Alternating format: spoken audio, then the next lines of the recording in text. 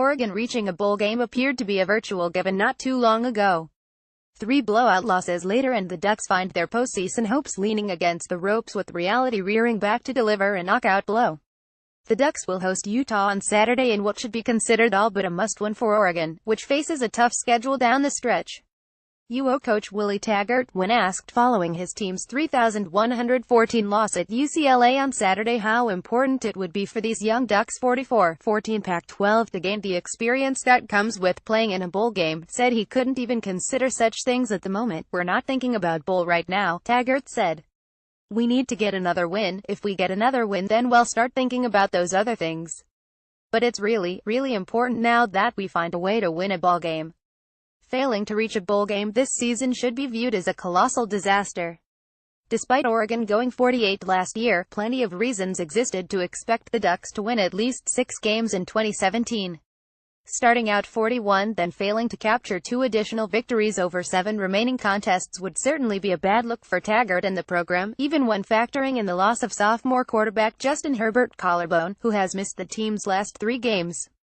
His return date is unknown. Surely Oregon should have been expected to scratch out 2 more wins with anyone at quarterback. Oregon's margin for error to reach 66 and become bowl eligible is virtually 0 with Utah visiting Autzen on Saturday. As it stands right now, Oregon has one seemingly very winnable game remaining, and that's the Civil War on November 25th at home to close the regular season against Oregon State 16-04. The Ducks also have one seemingly guaranteed loss, with or without Herbert, and that's November 4th at 12 Washington 61-31. If those 2 games turn out as most of the world would expect them to, the Ducks would need to get a win against either the Utes or surging Arizona on November 11th to reach 6 victories. Herbert should return no later than November 11th. His injury was said to keep him out 4 to 6 weeks. This Saturday would be the 4th week since the injury occurred September 30th against California. The Arizona game happened 7 weeks out. But defeating the Wildcats would be anything but a given even with Herbert, and that game looks now like a sure loss if he were not to play. Arizona sophomore quarterback Khalil Tate has been lighting up the Pac-12 since becoming the Wildcats starter on October 7th. Tate has amassed 694 yards rushing in 3 starts and 468 passing with 11 total touchdowns. Arizona has won all 3 of his starts while averaging 46.3 points per game. He has had the opposite impact on his team that Oregon freshman quarterback Braxton Burmeister has had on his since replacing Herbert. The Ducks have scored 31 points in 3 games with Burmeister at quarterback. Simply math would indicate that UO would have a tough time defeating Arizona and Tate without Herbert. Even with Herbert, expecting him to outduel Tate after sitting out 7 weeks would be foolish. Herbert could help UO put up numbers, but Arizona should be expected to also score a lot of points, making the outcome very much in doubt. Consequently, it's imperative that the Ducks win over Utah in order to ease the pressure of having to take down Tate and Arizona. Believe it or not, the Ducks have a chance to do so. Even if Burmeister makes his 4th start. Utah is reeling at the moment, having lost 3 consecutive games. The Utes' offense is a mess, which is exactly what the Ducks need to see. If Utah can be held to under 27 points, it is possible that Burmeister makes enough progress to lift the Ducks to a close win. What Oregon truly needs is for Herbert to make a miraculous recovery and play on Saturday. Either way, the Ducks had better approach this game with a Doherty mentality. Oregon vs. Utah, went 2:45 p.m. Saturday, Autzen Stadium. TV Pac-12 Network's betting line Utah -312. Records: Ducks 44-14 Pac-12, Utah 43-13. Last week Arizona won 4,544 in overtime at California 44-14. Oregon lost 3,114 at UCLA 43-23. Coaches: Ducks Willie Taggart 4,449-44 at Oregon. Utah's Kyle Whittingham 10,853. Fear factor, 5-point scale 5. Utah has lost 3 consecutive games to Stanford, at USC and home against ASU. The offense has fallen on hard times while the defense went from allowing 19 points per game through the first 4 contests to giving up a still solid 27.0. Oregon, these days, can accommodate such numbers with an offense that has scored 31 points over the last 3 games. One could very easily see Utah winning this game 2,417. Preliminary pick waiting on Herbert News. Oregon 27, Utah 20. Oregon will be home against a mediocre opponent that is struggling on offense. That, and a couple more plays from Burmeister than usual, will be enough to help the Ducks get that all-important 5th victory.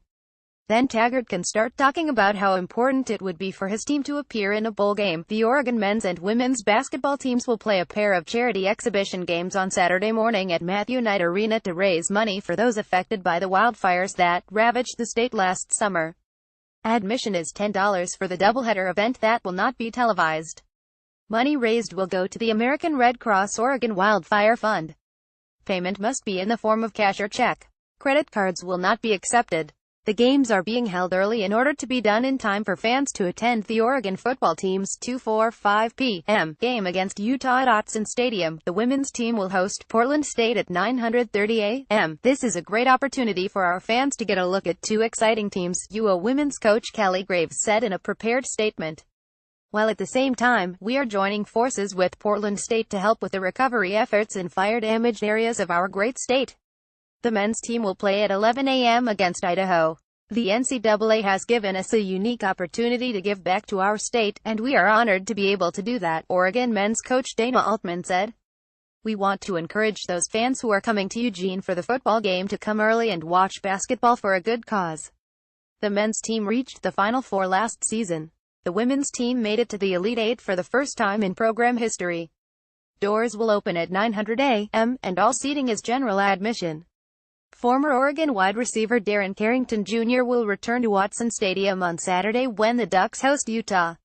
That reality got me thinking, how incredulous would Carrington, a true diva receiver, be right now had he spent the past 3 weeks playing for Oregon 44-14 Pac-12 with struggling freshman quarterback Braxton Burmeister failing to get him the ball. It certainly would have been entertaining to watch Carrington get open over and over only to end up throwing his arms around in frustration over not being targeted by Burmeister, who has passed for 246 yards in 3 starts. Remember, Carrington caught passes from Marcus Mariota, Vernon Adams Jr. and Justin Herbert. Carrington would have lost his mind under these circumstances. Unfortunately, we were denied such entertainment when UO coach Willie Taggart Jr. dismissed Carrington from the team over the summer following a DUI arrest. Carrington will have his chance to exact a little revenge on the Ducks, who desperately need a win in order to improve their bowl chances. But Taggart, when asked how his team would prepare for Carrington, said his struggling team has far more pressing issues to contend with. Go to practice, prepare well, get ready to go out and try to play our best ball game to try to win, Taggart said. I don't think we're going and saying we've got to stop Darren Carrington. We've got to go and play better than what we've played. It doesn't matter who is on that other side of the ball. Taggart's decision to remove Carrington from the team remains a sound one. The move sent a message to the rest of UO's roster that Taggart would not tolerate repeat disciplinary problems from players. The decision, that took weeks to reach following Carrington's arrest, also put a large hole in the Ducks' receiving core. Maybe most importantly, Taggart's decision was probably the best thing for Carrington. He needed a shot in the gut to let him know that his talents won't alone carry him to success. Oregon would survive with him. The NFL could survive without him. Carrington appears to have gotten the message and is thriving for Utah 43-13. Carrington has caught 45 passes for 649 yards and 5 touchdowns. He leads the Pac-12 with 92.7 receiving yards per game and his 6.4 receptions per game rank 4th. Could Carrington have helped Oregon? Yes. Of course, but only if he had avoided being a distraction, something he failed to do in 3 seasons with the Ducks. A focused and disciplined Carrington would help any team.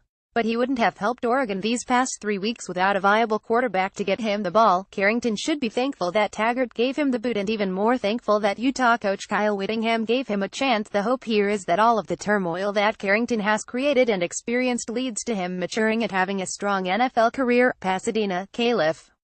If Oregon coach Willie Taggart allowed freshmen to speak to the media, I would consider it warranted to offer freshman quarterback Braxton Burmeister an apology, not necessarily for the mostly critical remarks myself and other members of the media have hurled toward his play. That's simply part of the job and unavoidable. It also isn't personal. He has not played well during 3 consecutive losses for Oregon 44-14 Pac-12, outscored 11,331 during that stretch, including a 3,114 loss Saturday at UCLA. Where an apology is warranted is in relation to Burmeister having been unfairly placed squarely in the crosshairs of the media and fans thanks to circumstances beyond his control resulting in mounds and mounds of criticism. A 41 start for Oregon raised expectations. Sophomore quarterback Justin Herbert going down with a broken collarbone placed those expectations on the Burmeisters' shoulders. Suddenly, all eyes were fixated on him, waiting to see if he could perform feats he clearly isn't ready to tackle. That is an incredibly unfair situation. Burmeister looked somewhat improved against the Bruins 43-23, passing for 74 yards and rushing for 2 scores. All that stat line really tells anyone is that the bar was set really low following his 23-yard passing performance. With 2 interceptions the previous week during a 497 loss at Stanford, one would expect better from a former 4-star recruit rated by Rivals.com as the number 7 rated dual-threat quarterback in the nation. But that's part of the problem. Recruiting rankings and hype fuel expectations for instant success, even at a position where patience and proper grooming usually lead to better results. Burmeister, who amassed more than 14,000 yards of offense at La Jolla County Day High School K-Lift, simply isn't prepared for this level of competition. He should be on the sideline watching, listening and learning while wearing an Oregon baseball cap and headphones. His job should be charting the action on a clipboard or waving his arms around signaling in plays. Instead, he's getting pounded on the field and ripped away from it because too many observers expected him to live up to the hype, but hype is no match for reality and expectations rarely trump logic. Burmeister's reality thus far: 52.9 completion percentage, 82 passing yards per game, 1 touchdown pass and 5 interceptions. That statistical line screams, "I'm not ready for this." The fact is that Burmeister is the 4th best quarterback Oregon has had on its roster this year. However, redshirt sophomore Travis Johnson and redshirt freshman Terry Wilson Jr. transferred to junior colleges because they couldn't beat out sophomore starter Justin Herbert. He broke his collarbone while scoring on a touchdown run against California, leading to senior backup Taylor Alley taking the field. He then suffered a concussion, forcing UO coach Willie Taggart to burn Burmeister's red shirt in order to finish the Cal game. That led to Burmeister, far more talented than Alley, becoming the starter way ahead of his time. In a perfect world where backup quarterbacks were content being backups until their time, Burmeister would be redshirting, safe from complicated game plans, snarling defenses, journalists cozy in the press box, and the ire of a fan base spoiled by the play of former UO greats Joey Harrington, Kellen Clemens, Dennis Dixon, Darren Thomas, Marcus Mariota and Vernon Adams Jr. But remember that none of the aforementioned former quarterbacks were asked to start as a freshman. Only Mariota, who redshirted behind Thomas in 2012, would have certainly been better as a true freshman than Burmeister is now. They were all fortunate to be able to sit and learn. Then there's Herbert, another quarterback savant whose rare gifts are further illustrated by Burmeister's struggles. As badly as things have gone for Burmeister, there are signs of hope that he could develop into a quality quarterback down the road. He is one tough dude. In 3 games, Burmeister has been smacked around pretty good while being credited for 40 carries including sacks. He also can run well. He isn't on the level of Mariota and Dixon, but he could certainly rush for 500 yards in a season providing his passing could keep defenses honest, which it isn't right now. However, Taggart would like for him to be wise in the face of his competitiveness. After taking off, he's got to be smart and throw the ball away and get down when he should. Taggart said, "We need for him to learn that ASAP and not take a lot of those hits because some of them are unnecessary." As for passing, Burmeister has a live arm and displayed some budding accuracy at UCLA. It's a lot easier to be accurate when you can read defenses quickly, anticipate the throw and deliver the ball with confidence. That's tough to do for any freshman. On his thrown interception in the 3rd quarter, Burmeister forced the ball deep down the right sideline after the intended receiver had run the wrong route, according to Taggart. Burmeister also tried to execute a pass play when the call was a run, resulting in him getting blasted by an unblocked pass rusher. "Those are some of the freshman mistakes that you make and that we need for him not to make," Taggart said. Unfortunately, Burmeister clearly isn't ready to avoid making such mistakes. Nor is he ready to take on the Pac-12 as a true freshman. Yet, here he is, saddled with this enormous burden and facing unfair criticism. For that reason alone, Burmeister deserves an apology. Pasadena, Calif. The Oregon Ducks left Southern California on Saturday, a desperate football team, and their coach, Willie Taggart, departed as a man searching in vain for answers following a 3,114 to UCLA in the Rose Bowl. 3 consecutive lopsided losses by the combined score of 11,331 have made it clear that this young and battered team is all but incapable of producing a winning product without starting quarterback Justin Herbert, who has missed 3 games with a broken collarbone. There is plenty of blame to go around. Select any section of the team and you could find fault within. But the bottom line is that all of the team's woes can be linked right back to the absence of Herbert. The offense, aside from the yard-churning play of senior running back Royce Freeman, is a disaster. The defense, brilliant at times, isn't skilled or wise enough to carry a team in such a high-scoring conference. All of these realities left Taggart somewhat exasperated while he explained mistake after mistake made by his young quarterback, freshman Braxton Burmeister, and the rest of the team.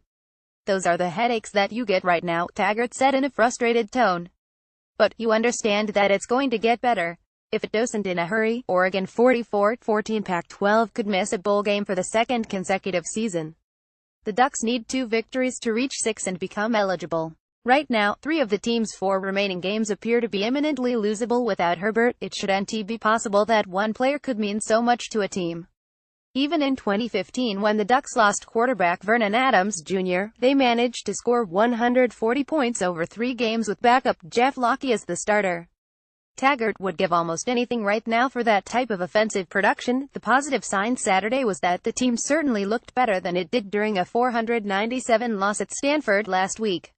Burmeister, who passed for 23 yards against the Cardinal, connected on some promising throws on Saturday but still amassed just 74 yards through the air. UCLA knew the Ducks couldn't throw well and stacked up against Freeman, who gained 160 yards on 29 punishing carries to become the program's all-time career-leading rusher. Oregon fell behind 140 before Burmeister manufactured 2 scoring drives that required 15 plays each and ended with him scoring on the ground. Such long drives covering 603 and 516 were a departure for UO. But it worked and gave the Ducks hope. In the second half, however, the mistakes resurfaced. Drives died. UCLA 43-23 added some scores, and that was that. "We can't do that to ourselves," Taggart said of the miscues. "I think for us, we've got to play cleaner and smarter, all around. Especially when you don't have a quarterback that can make plays." Oregon, and most teams for that matter, is not capable of playing so perfectly that they can overcome not having a playmaker at quarterback. The Ducks had to be nearly perfect against a team led by a vastly superior quarterback in Josh Rosen, held to a reasonable 266 yards passing and 2 touchdowns. Taggart said the team entered the game with 3 goals they needed to reach in order to win the game. Don't turn the ball over. Force turnovers. Reduce penalties. They only accomplished the latter, committing just 3 for 15 yards after entering the game, averaging 10.2 per game, while coughing up 2 turnovers and forcing 0. The fumble was committed by freshman running back Darian Felix on the Ducks' opening drive and converted into a touchdown. The interception came in the third quarter with the Ducks trailing 2,414. The receiver on the play, Taggart said, ran the wrong route, but Burmeister forced a pass deep to him anyway. His underthrown ball ended up in the hands of UCLA cornerback Colin Samuel. "We're taking our lumps right now with a lot of these young guys playing, but those guys will continue to get better and will find a way," Taggart said. The biggest positive, according to Taggart, was that his team fought back from being down 140 in the first quarter to tie the game at halftime. "I thought our guys showed a lot of fight," Taggart said. However, when things went south in the second half, so did the team's resolve. "Right now I think from a mental standpoint we have to get ourselves right, staying positive, especially when things go wrong," Taggart said. When asked if Herbert could return next week at home against Utah, Taggart said he had no idea. Notice that he didn't say no. If Herbert returns, the Ducks would have a strong chance to win at least 2 more games and become bowl eligible. But that is hardly a given. If he remained out until the Ducks host Arizona 42-21 on November 18, UO would be in serious jeopardy of not reaching a bowl game for the second consecutive season. That certainly was not the plan when Taggart took over for Mark Helfrich, fired last winter. Starting quarterback or no starting quarterback, Taggart was expected to at least get the Ducks back to the postseason. "A lot must change in order for that to happen. I believe in this team and love this team, and I feel like this team will get it corrected," Taggart said. "We've just got to stay the course, stay positive and find the way. The opportunities to do so are drying up quickly." Pasadena, Calif. Oregon senior running back Royce Freeman became the Ducks' all-time leading rusher with a 16-yard run in the fourth quarter of the team's 3,114 loss at UCLA. The run left Freeman with 153 rushing yards on the day and 5,096 for his career. He finished the game with 160 yards on 29 carries and has 5,103 for his career. Freeman entered the game needing 140 yards to break LaMichelle James' career record of 5,082, amassed over 3 seasons from 2009 through 2011. Freeman is in his fourth season with UO. Freeman breaking the record today appeared to be a given. The Bruins 33-12 Pac-12 entered the game ranked last in the conference and 128th in the nation in rushing defense, allowing 313 yards per game. Oregon 43-13 entered the day ranked third in the conference and 18th in the nation in rushing with 244.3 yards per game. Freeman started the game ranked third in the conference and ninth in the nation with 797 rushing yards. Freeman began the season with 4,146 career rushing yards and needing 937 to break James' record. Eugene, Oregon defensive coordinator Jim Leavitt was all smiles when he met with the media on Wednesday outside of the Hatfield-Dowling complex. He was also very anxious to get out to the practice field. About 90 seconds into the interview session, Leavitt moved one foot toward exiting while asking, "Anything else?" "Well, yeah. Can't get away that easily when we get you once a week and the defense is getting lit up as of late." The Ducks 43-12 Pac-12 have given up 143 points, 35.6 per game in 4 Pac-12 games after allowing just 69 in 3 non-conference games. So, who could blame Leavitt for wanting to get the practice? Like the Ducks' offense 17 points in the last 2 games, the defense has plenty of work to do. But unlike the offense, which is operating without quarterback Justin Herbert, the Ducks' defense doesn't have an obvious excuse to lean on. The main 11 starters have remained mostly the same, with a few depth chart changes and a couple of players missing games here and there.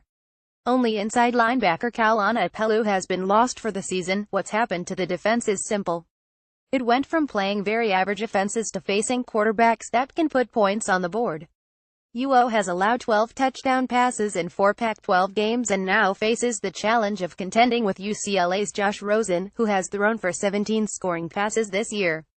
UCLA hosts Oregon at 1 p.m. Saturday in the Rose Bowl. It's bad enough giving up touchdown passes, but Oregon isn't even intercepting any to balance things out a bit. After intercepting 6 passes in non-conference play, the Ducks have picked off just 1 pass in conference. "We do it all of the time in practice. We've just got to translate it into the games," Robinson said. Getting interceptions against scout team quarterbacks is not the same as facing Pac-12 starters.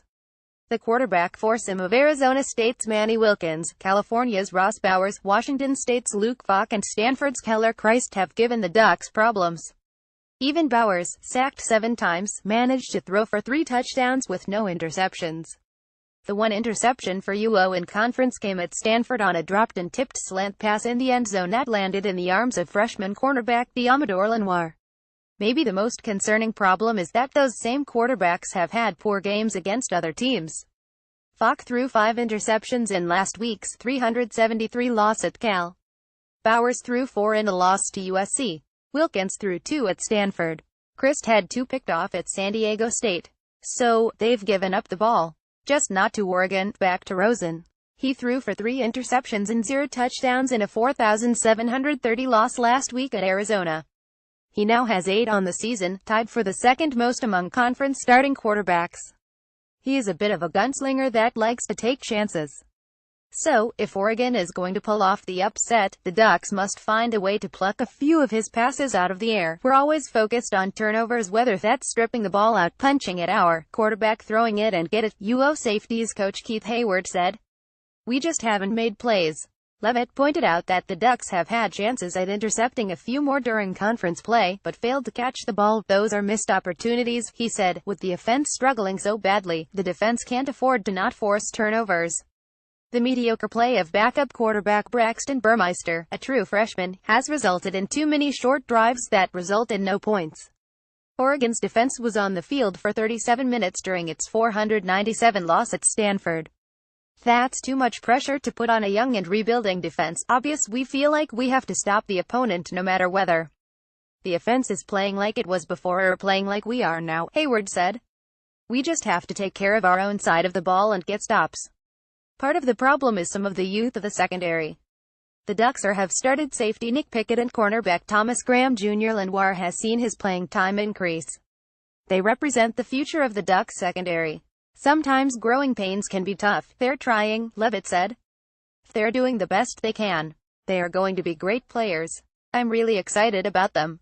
Oregon at UCLA when 1 p.m. Saturday, Rose Bowl, Pasadena, KLIF TV Pac-12 Network's betting line UCLA -612. Records: Ducks 43-13, Pac-12, Bruins 33-12. Last week UCLA lost 4,730 to Arizona 42-21. Oregon lost 497 at number 22, Stanford 52-41.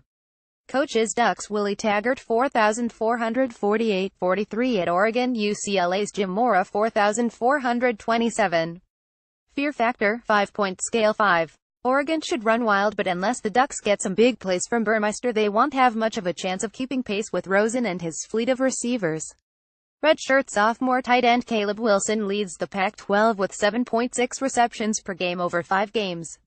He has caught 38 passes for 489 yards and 1 touchdown.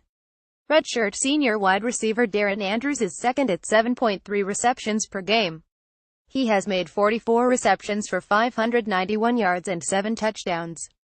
Redshirt junior Jordan Lasley leads the conference in receiving yards per game, 108.4 over 5 games, while catching 54 passes for 543 yards and 3 touchdowns. Final pick: UCLA 44, Oregon 30. Burmeister will improve enough to help the offense break 20 for the first time in 3 weeks, but it won't be nearly enough. I took to Twitter this week to answer fan questions about the Oregon Ducks 43-13 Pac-12. You can find all of them using Ask Fountress. Here are some of the best ones as Oregon prepares to play at UCLA 33-12 at 1 p.m. on Saturday. Burmeister will have to improve his ability to read coverages while the coaches simplify schemes. Give him 2 reads, if not open. Run. Aaron J. Fentress at Aaron Jontress, October 20, 2017. Chip Kelly. He wouldn't even discuss injuries at all in the end. A player could be in a full-body cast and Chip would say he was day-to-day. Aaron J. Fentress at Aaron Jontress, October 20, 2017. Possibly. He certainly appears to have a knack for recruiting. It usually starts there. Aaron J. Fentress at Aaron Jontress, October 20, 2017. They ran a ton of short passes versus WSU. 11 of 15 completions were 8 yards or less. Ran some at Stanford, as well. But, ask Fountress. Aaron J. Fentress at Aaron Jontress, October 20, 2017. Run wild and hope Burmeister avoids turnovers, converts on 3rd and short, and hits 3 or 4 passes over 20 yards. Best chance: Aaron J. Fentress at Aaron Jontress, October 20, 2017. All 3. Aaron J. Fentress at Aaron Jontress, October 20, 2017. He regressed versus Stanford. Maybe he can harness what he did well against WSU and take advantage of a good run game versus UCLA. Ask Fountress. Aaron J. Fentress at Aaron Jontress, October 20, 2017. Yes, I do. UCLA's defense is very bad, particularly against the run, which is UO's strength. Ask Fountress. Aaron J. Fentress at Aaron Jontress, October 20, 2017. Stick with the current offense, but maybe slow the pace to allow Burmeister to get good press-snap reads so he can make some plays. They need him. Aaron J. Fentress at Aaron Jontress, October 20, 2017. They need 2 more victories. I see Herbert returning no later than Arizona and the Ducks winning their final 2 games.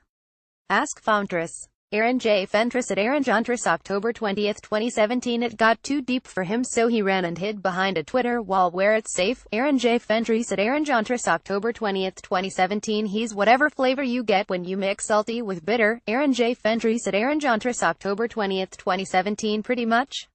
And who could blame him? It's tough getting taken to school and dropped off with lunch money by me on a daily basis. Aaron J. Fentress at Aaron Jontress, October 20, 2017. Allow me to ask call Nathan R. Jessup. He can't handle the truth. Aaron J. Fentress at Aaron Jontress, October 20, 2017. Dwight is used to going unchallenged on Talkin' Ball. The Godfather doesn't do well when faced with facts from a strong personality. Aaron J. Fentress at Aaron Jontress, October 20, 2017. Oregon senior running back Royce Freeman returned to his 100-yard rushing ways on Saturday with 143 on 18 carries during a 497 loss at number 22 Stanford. It was Freeman's first 100-yard game since he began the season with 3 straight such performances before going for 81, 51 and 62 over the following 3 games. Freeman now needs 140 to become Oregon's all-time leading rusher. He should reach that mark on Saturday at UCLA. The Bruins 33-12 Pac-12 rank last in the conference and 128th in the nation in rushing defense, allowing 313 yards per game. Oregon 43-13 ranks third in the conference and 18th in the nation in rushing with 244.3 yards per game. Freeman ranks third in the conference and 9th in the nation with 797 rushing yards. Freeman entered the season with 4,146 career rushing yards and needing 937 to break James' record of 5,082. Record watch rushing yardage. James' record 5,082 yards. Last week Freeman rushed for 143 yards on 18 carries at Stanford. 2017 total. Freeman now has rushed for 797 yards rushing in 6 games. Career total. Freeman has 4,943 yards career rushing yards. Freeman he is 140 yards away from breaking James' record. Previous games Freeman rushed for 62 against Washington State, 51 yards versus Cal, 81 yards at ASU, 157 yards at Wyoming, 153 yards versus Nebraska and 150 against Southern Utah. Rushing touchdowns. James' previous record 53. Freeman's record. Freeman has 54 rushing touchdowns for his career. The last week Freeman did not score at Stanford. 2017 total 10. Next up, the Ducks play at 1 p.m. Saturday at UCLA. Will the third start for Oregon freshman quarterback Braxton Burmeister be the charm? Oregon coach Willie Taggart certainly hopes so. His options at quarterback are limited, with sophomore Justin Herbert out again for this week's game at UCLA. 33-12. It will either Burmeister or redshirt senior Taylor Alley. Despite 2 losses in which the Ducks scored a combined 17 points, it appears that Taggart will stick with Burmeister as the starter and hope that playing near his hometown of La Jolla, Calif, will inspire him to perform better. Even after 2 subpar performances by Burmeister, Taggart doesn't believe his first quarterback recruit's confidence has waned. "I just think he's got to play better," Taggart said. Through 2 starts and a quarter of play the night Herbert went down against California, Burmeister has completed 19 of 36 passes, 52.8% for 172 yards and 1 touchdown with 4 interceptions. He's rushed for gains of 69 yards with a net of 27 after deducting yards mostly lost on sacks. While few people, if any, expected Burmeister to match the production of Herbert when he started as a freshman last year, it was reasonable to expect that the 4-star recruit would at least perform like a potential future starter. He has not yet. Taggart still believes Herbert will improve. "Just being sure when you go back and throw," Taggart said. "We've got to make sure from a practice standpoint that we put him in those situations more often than what we do." Burmeister is not reading defenses well, is making poor decisions, and when he does throw the ball, isn't displaying much accuracy aside from the occasional moment here and there. He looks like a quarterback who has very little confidence in what he is doing. Already down 217 in the first quarter, Burmeister had a pass intercepted when he forced a throw to running back Tony Brooks James, who was running a wheel down the left sideline. On the play, running back Connie Benoit can be seen running wide open to the left on a swing route. Also, slot receiver Charles Nelson could be found wide open running a dig route from left to right, while finding and hitting Nelson might have been a high-end read. Reading wide receiver Brendan Schooler on the post route to Brooks James and then down to Benoit is relatively routine. But Burmeister failed to recognize the multiple black jerseys that flew deep, leaving Benoit uncovered. These types of easy plays must be corrected in order for the offense to start clicking again. Burmeister can't turn what should be an easy throw for a first down into a forced interception, especially when he isn't under pressure. "We don't need for him to win the football game for us, but we definitely can't turn the football over," Taggart said. The lone bright spot for Burmeister is his running ability, and important skill for Taggart's offense. "I thought he did a good job running the football," Taggart said. "That's the one thing he looked really comfortable doing. Taggart will take that every time. Running after a play breaks down is certainly better than forcing a bad pass. You don't have to make all of the plays, just make the right play for us," Taggart said. "All of the mistakes Burmeister has made," Taggart said, "are correctable." He said the coaches have to do a better job of putting him in easier situations he is capable of executing. Then, it's up to Burmeister to settle down and play good football. "Just go out and have fun and don't put too much pressure on yourself," Taggart said. "Then things will work out."